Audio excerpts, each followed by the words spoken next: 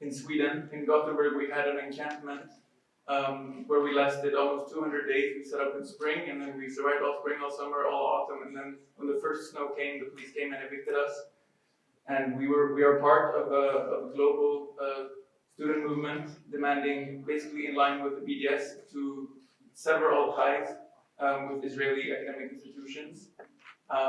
We demanded to, our demand was to sever all ties and to also publicly condemn what Israel is doing and to provide support for Palestinian students and Palestinian professors so they can come to Gothenburg and do research. And we set up these events all over Sweden. We coordinated it because that's exactly what they did after Russia invaded Ukraine in 2022.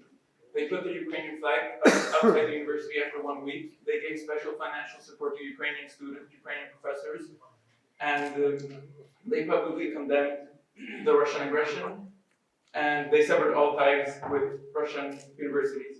And so there's just such an obvious, apparent discrimination. I think someone was saying it before, this global division we have of humanity, where if you live on the other side of our walls, you're simply not worth as much as the rest of us.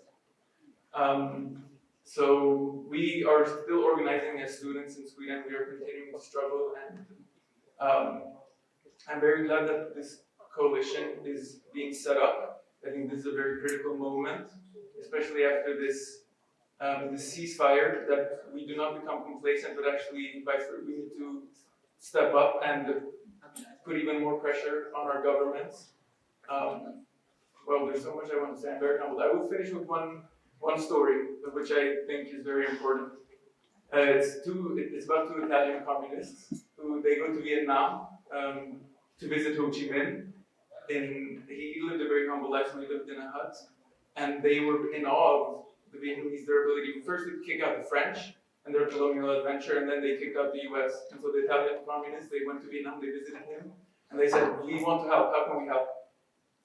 And Ho Chi Minh answered, he said, "Go home and make a revolution." He said, "Go home and make a revolution." And I think that applies to us here today as well, and especially for those of us who live in countries in the West, in the EU and the US, because this is also a genocide and an occupation facilitated by us, and we are active participants.